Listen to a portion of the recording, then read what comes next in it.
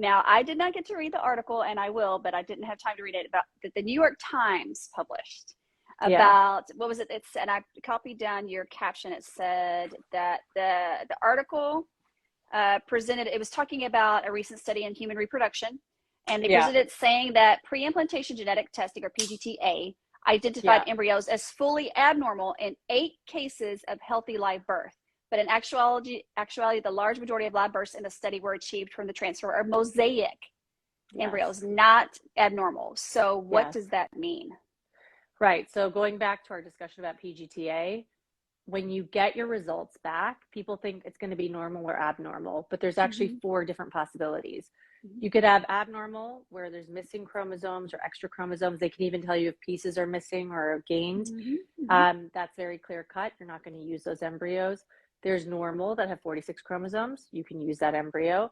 And then there's 2 kind of in-between results. One is indeterminate, where the DNA didn't amplify. There was some sort of technical issue. It doesn't mean anything about your embryo. It could be completely fine. We just don't have the confidence to make a call one way or the other. And in that case, you could rebiopsy your embryo, or you could just transfer it blindly, right? And then there's this 4th option, which is called a mosaic. And that is another in-between result, but it's a known biological phenomenon where you can have an embryo that has more than 1 cell line running through it. Some of us can be mosaics and never even know about it because we didn't do a karyotype, right? And basically, a mosaic embryo, some of their cells are normal. In the sample that's taken from the embryo, it's a few cells of the part that becomes the placenta. It's biopsied and sent off for analysis. So what they've detected is there was a mixture of normal and abnormal cells. Some of the cells had 46 chromosomes. Some had some other number that was not normal. So when we first found out about this was 2016, because the technology has evolved for the way we count the number of chromosomes in that biopsy sample from the embryo. And the resolution has improved to allow us to understand whether there's a mixture. Before, it was just, we had a threshold, and if you were above the threshold, it was normal. If it was below, it's abnormal. Now, what did we do with this information? Well, initially everyone was afraid. They thought, well, this is not a normal embryo because there are some abnormal cells in it. We also know, if you look at pediatric data, there are known issues like neurodevelopmental problems, even cases of autism, that have been linked to children that are known to be mosaic and have some sort of chromosomal error in a few of their cells or some of their cells. So we thought, okay, we're not going to transfer these. And then, we've studied this now, where there have been large case series and multi-center studies where people have, with patient consent under a research protocol, transferred mosaic embryos.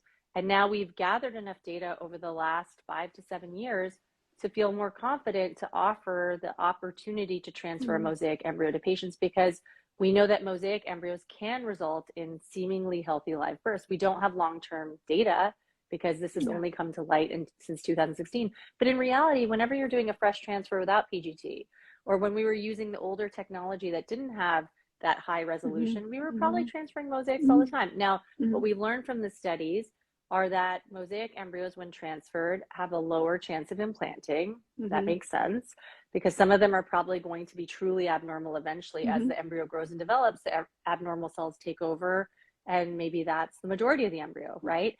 There's a higher risk of miscarriage with mosaic embryos that are transferred. And we know that, so far, the live births that we've had, the large majority, the overwhelming majority of those babies had normal genetic testing on it, like a cheek swab. Now, does that mean they're not mosaic in other parts of their body that we can't detect? No. But it is encouraging. And like I said, we don't have long-term outcome data of what, their health is at age 10 or 20, but that data will be accumulated. So there are unknowns. There's an uneasiness there, but most clinics are offering this as an option now. At my clinic, we'll be supportive of the transfer of a mosaic embryo if it's your only embryo. And you can't make more, and, that's not feasible for you, and you've been well counseled by a genetic counselor. So the issue with going back, now that I've given you the background on mosaics, the issue with that paper was it was splashed across the New York Times. It was published in Human Reproduction, which is a huge journal. And both the headline and the title of the article and the abstract made it seem like this clinic took all these abnormal, truly abnormal Mm-hmm. embryos and just started transferring them to prove that PGT is not valid, that you're only seeing a subset of the cells, and that they had 8 live births. And it was 144 embryos that were transferred. So that's not even good, right? 8 live births out of 144. But the fact that there were that many errors in the PGT results, that's what it looked like. When you actually look at the list of live births, 6 out of 8 were mosaic embryo transfers. One of them was from a time and with a lab that wasn't reporting mosaicism at that time. So it could have been mosaic, we don't know. And only one was fully abnormal. And that is consistent with the error rate. PGT is a test like any other. It is very accurate, but there still is a chance for error, and it's less than 2%.